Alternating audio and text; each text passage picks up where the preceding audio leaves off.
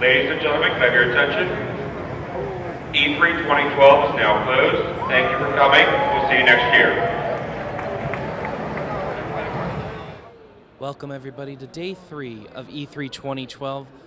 This is our fireside chat where we wrap up the day's events because the week's over. Hello everybody. RPGamer day 3. Are you excited? I'm awake. Are you can actually stay awake? All right. So first off, let's just dump right into it.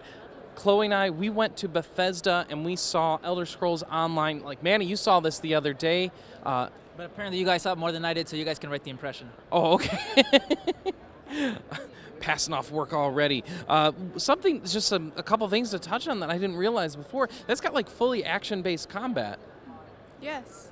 Yeah. It's like the Elder Scrolls game, like Skyrim and Oblivion. You have your normal attacks, your charged attacks. Yeah, there was a lot of focus on blocking and then responding to the blocks and parrying and all that sort of stuff, and having to do more action-based combat rather than just pound your ability key.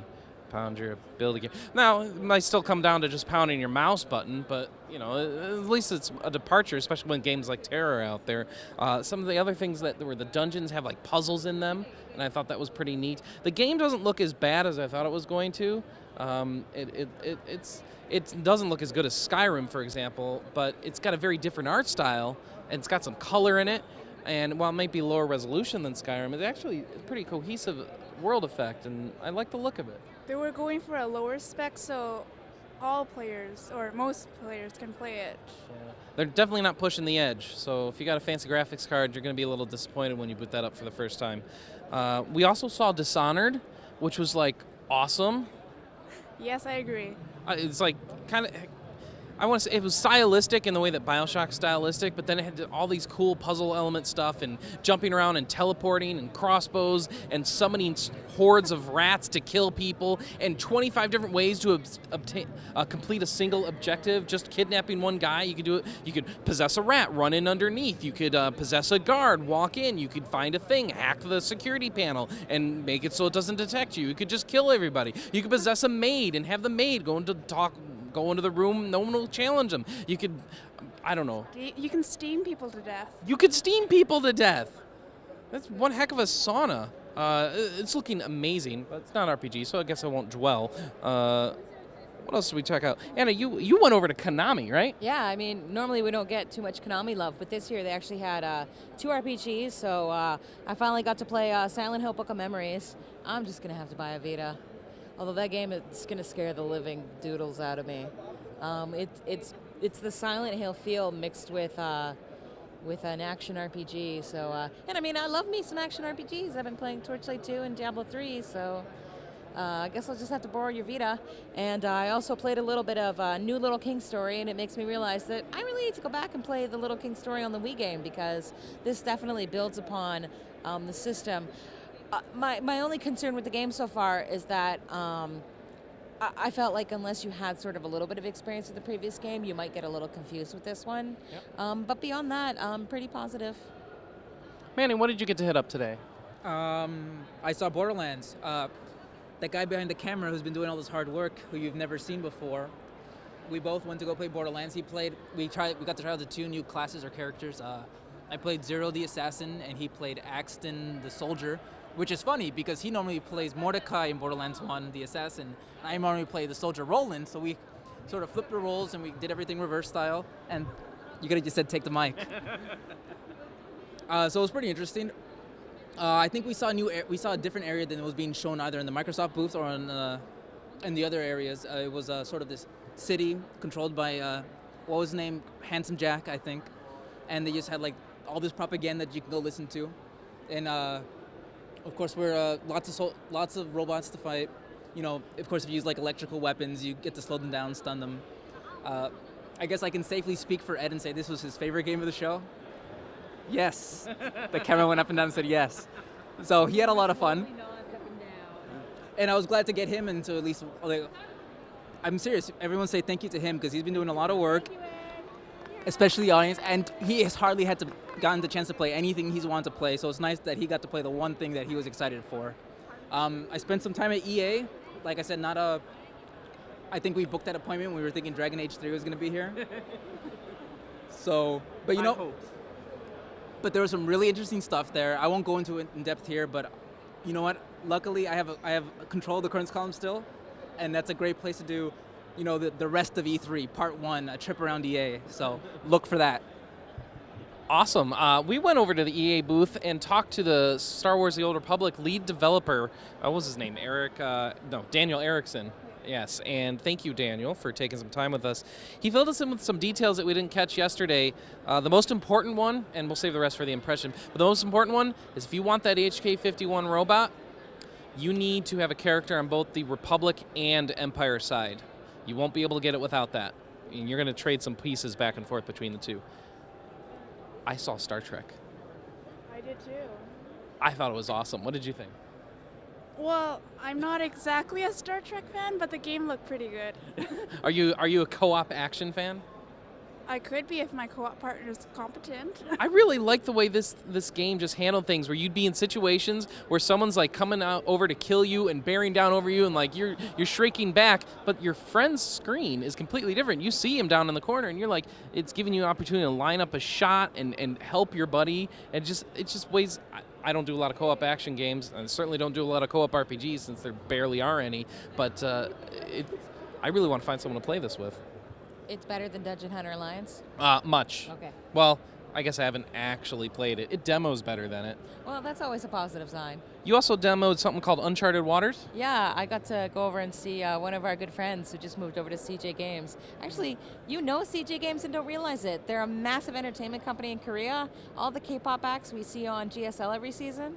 Like Heart or Sweet or whatever the heck they're called? Yeah, they're actually signed to CJ as a label. Wait, CJ Games. I think I dropped by there earlier in the day yesterday. Yeah. Oh, yeah. Sorry about that, guys. So the big thing that we had an appointment mix-up, if you're wondering what's going on with that. They actually showed me a bunch of games, but I just wanted to touch on Uncharted Waters because that's the one that's out and available to play. It launched last year, and basically... so, of course, they're at E3 talking about it. Well, we'll probably have a news story, but there's going to be some very interesting news about Uncharted Waters in the very, very near future. Pirate battles? Oh, yeah, that's already all in. Oh, it's a pirate MMO? Yeah, this is sort of like... I always play pirate MMOs. Why don't I know about this? Because this is Pirates of the Burning Sea, except it doesn't suck. And how fancy are the coats animated? That's the important part, right? Well, it's been out in Japan for quite a while. I've seen some pictures. Fancy coats? No. How does it compare to the Assassin's 3 coat? Everybody wants to know. No? Oh. I don't care about this game. I mean, basically, after having looked at it, it's like Pirates of the Burning Sea, except it doesn't suck. And it's like EVE Online, but you don't need a degree in economics to play the game. You needed that degree for Pirates of the Burning Sea, too, actually. Well, I only needed 3 characters to get my supply. Oh, only 3. Only 3. Then you wrapped up your day with Penny Arcade Adventures on the Rain-Slick Precipice of Darkness 3.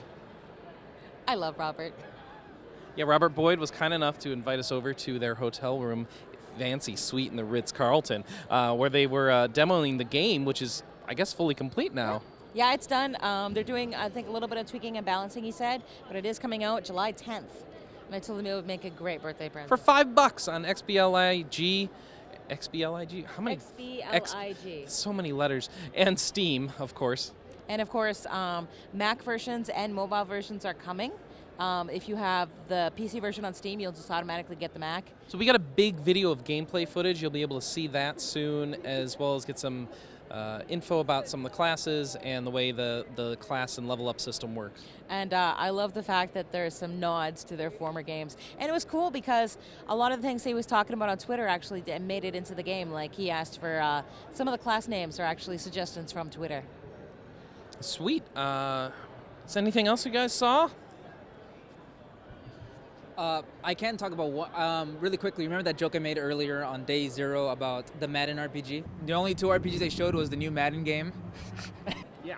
Well, I spent some time with one of the lead developers, and joke all you want and laugh. Is the Madden RPG? They legitimately put a mini RPG system in that game.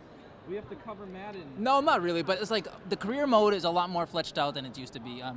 Usually, you create your own character, you pick a character, you go through there, but like when you create a character, you pick a backstory for the guy. Like you say, you not only you pick a backstory, but you set career goals, and when you meet career goals, you get experience, and those experience you buy abilities, and those abilities actually affect how you play on the field.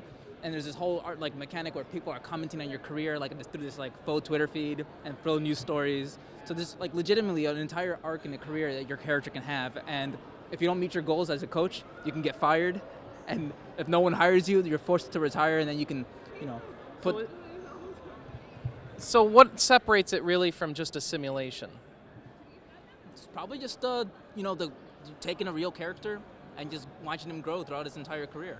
Well, I mean, are there enemies you fight for gold? Are there experience points? Are there abilities that you equip or something? I mean, I thought I just said experience points and abilities. I wasn't paying attention because it's Madden. I suck. Yes, that was the first thing I said about why it's an RPG. Character creation, abilities, experience. Hit points.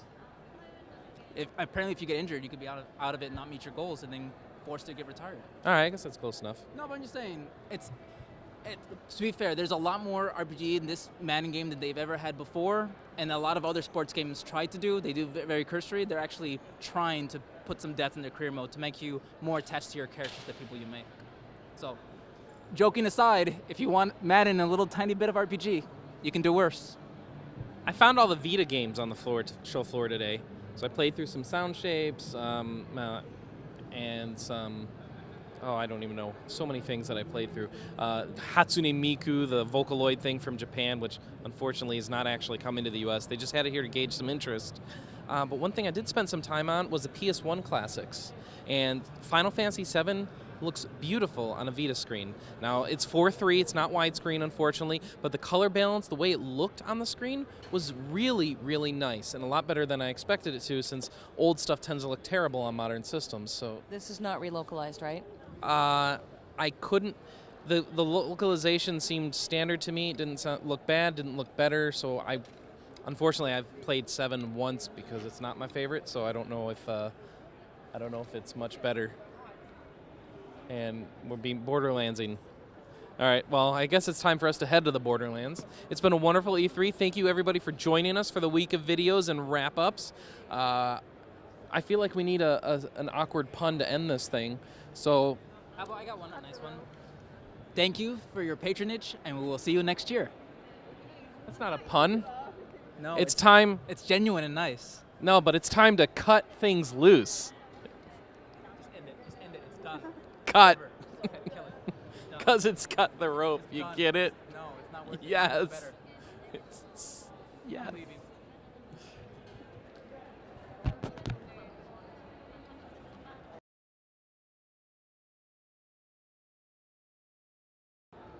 What are you doing? Stop filming me. Stop it. Stop filming me. I want to go home. Let me leave. This isn't funny anymore.